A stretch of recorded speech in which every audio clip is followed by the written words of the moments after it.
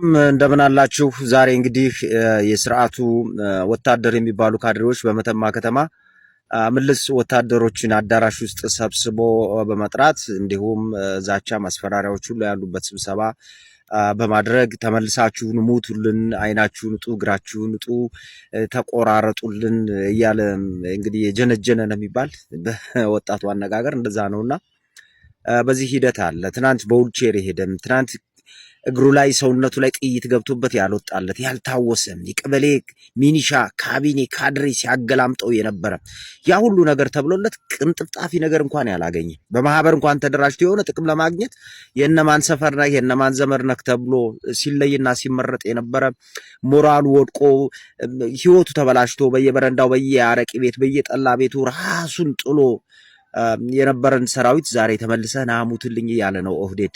እነ ሽመልስ አብዲሳ እና አብይ አህመድ እንግዲህ የነሱ ደግሞ ፍርፋሪ ለቃሚዎች ጀነራል ሙላው መተማ ላይ በጭራሽ አይሳካልህም ብዬ ነው የማስበው። የተሰራበት ጉዳይ ነው። ምንም የሚሳካልህ ነገር የለም። ምናልባት ግልብጥ ብሎ ይሄ አመልስ የሆነው ወደ ፋኖ ይመጣ ይሆናል እንጂ አሁን በኋላ የሚሸወድ የለም። በእናንተ የሚሸወድ የለም። የትናንትና የካቢኔዎችን ስድብ፣ የሚኒሻን እርግጫ፣ የቀበሌዎችን ፍጥጫ፣ እንደ ሰው አለመቁጠር፣ እንደ ክብር አለመታየት ያሳለፈ እንግዲህ የመከላከያ ሰራዊት ምልስ ተመልሶ ደግሞ ይሞትልኛል ብለ ማሰብ ንቀት ነው። እነሱን መናቅ ነው። ስትበሉ ትዝ ያላሏችሁ ፍርፋሪያችሁን እንኳን እንዳያገኙ የከለከላችሁ በር የዘጋችሁባቸው ሲያንኳኩ ሲጠይቋቸው አያዘወር በል ያላችኋቸው የገላመጣችኋቸው ሁሉ ዛሬ እንግዲህ እግራቸው ላይ ወድቃችሁ ነው። አዎ እግራችሁ ላይ መውደቅ አለባችሁ። የግድ ነው። እግራቸው ላይ ትወድቃላችሁ። ግን አይሳካም እና መተማ ላይ እስከ ቀኑ 7 ሰዓት ድረስ ስብሰባ ነበር። ከዛ በኋላ ያለው ውጤቱን ደግሞ ይዤው እመጣለሁ። ግን አሁን ላይ ስብሰባ ላይ ናቸው። እንደዛ ነው። አይሳካም በጭራሽ አይሆንም። ዩዝፉል ኢዴት በሚለው ኮንሰንት የፖለቲካ እንትን ውስጥ ጠላት የሚጠቀምባቸው የጠላትን ስራ የሚሰሩ ናቸው።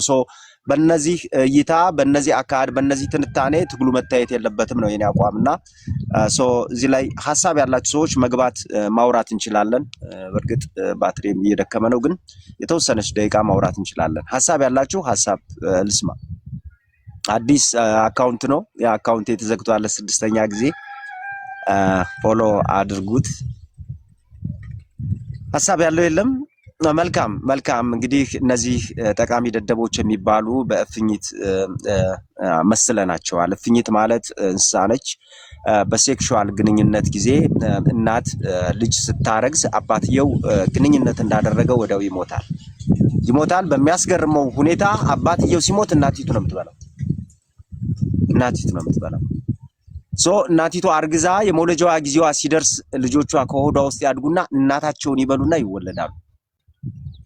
እንዲህ አይነት ትግላቸውን የሚበሉ አላማቸውን የሚበሉ በግል ላይፍም ቤተሰቦቻቸውን አሳልፈው የሚሰጡ ቢዝነሳቸውን አሳልፈው የሚሰጡ በራሳቸው ላይ ጠላት በአእምሯቸው ላይ ሲጫወትባቸው እንኳን የማይነቁ የጠላት የሚሆኑ ፓወርፉል ናቸው። ደግሞ ዝበኛ ናቸው፣ መንገኛ ናቸው። የሚናገሩት ንግግር በድፍረት ነው። ማሰብ ወደ ቀኝ ወደ ግራ የሚሉት ነገር የለም። ለነሱ ዝና እስካለ ድረስ ገንዘብ እስከተገኘ ሆዳቸው እስከሞላ ድረስ ምንም ነገር የማይገድባቸው ናቸውና በዚህ ላይ ሐሳብ ከሌላችሁ እንግዲህ ሰፋ ያደረግነው እየተለማመድነው እንመጣለን። አጀንዳው ከባድ ነው ይገባኛል። አጀንዳው ከባድ ነው፣ ግን አጀንዳው ደግሞ በዚህ ትግል ላይ እየታየ ስለሆነ ነው። የአማራ ሕዝብ ተበድሏል፣ ተገፍቷል፣ ስርዓቱ በድሎታል፣ ገፍቶታል እያሉ ስርዓቱ እንዲቀየር የማይፈልጉ አሉ። መንግስት እንዲወድቅ የማይፈልጉ አሉ። እንዲያውም በሌላ አቅጣጫ ሌላ ትግል ይዘን መጣን እያሉ ይሄን ትግል ለመበተን የሚፈልጉ አሉ። ጠላት የሚጠቀምባቸው ኦህዴድ ወይም የኢትዮጵያ መንግስት ጠላት ሆነው እያሉ ግን ለመንግስት የሚሰሩ ኃይሎች ስላሉ ያንን ለማስረዳት ነው ያመጣ ነው። አመሰግናለሁ አብራችሁን ስለቆያችሁ። ባትሪ እንግዲህ 12 ነው 11% እያሳየኝ ነው። በኋላ ከሰዓት እንገናኛለን። አመሰግናለሁ። ሰላም ሁኑልኝ። ጠቅለል ባለ መልኩ መረጃ የምሰጣችሁ በማዕከላዊ ጎንደር በሻውራና ደልጌ አካባቢ የተደረጉ ውጊያዎች በእጅጉን ውጤታማ የሆኑ ውጊያዎች ነው። በትናንትናው ዕለት እንግዲህ የደልጌ ከተማ ነፃ እንደወጣች ነግረናቸዋል። እዛ አካባቢ አንድ ከደርግ ጀምሮ የነበረ ጠንካራ በደንብ ውስጥ አሉ ከሚባሉ ጠንካራ ከአብረጃው ቀጥሎ ያለው የደልጌ የሚገኘው ካምፕ ነውና እዛ ላይ ጠላት ተቀጥቅጧለኝ። ድሮን 4 ጊዜ መጥቷል። አሁንም ጠላት እዛ አካባቢ የተራረፉትን ምናምኑን እንትን ብሎ ግሬን አውጭኝ ያለበትና እየተመታበት ያለ ሰዓት ነው ያለ። እንግዲህ በህዝብ ላይ ጭፍጨፋ ለማድረስ የድሮኖች እስካሁን ድረስ ቅኝት እያደረጉ ነው። ሻውራ አካባቢ እንግዲህ ህዝባዊ አስተዳደር እየተመሰረተ ነው ያለ። ፋኖ እንግዲህ በሚገባባቸው ሁሉ ስርዓት አልበኝነት እንዳይኖር፣ ዝርፊያ፣ ሌሎች ነገሮች እንዳይኖሩ ይሄን እያደረገ ነው ያለ። ደልጊ ላይ የእሳት ቃጠሎ አደጋ ተነስቷል። ይሄን የፈጸሙ የስርዓቱ ካድሬዎች ናቸው። በግላቸው እያጭበረበሩ ሰነድ እያማቱ ሲሰሩ የነበሩ ኃይሎች ያው እንግዲህ ሰነዳቸው ማሻራቸው እንዲጠፋ ያን መስሪያ ቤት አቃጥለው ሂደዋል።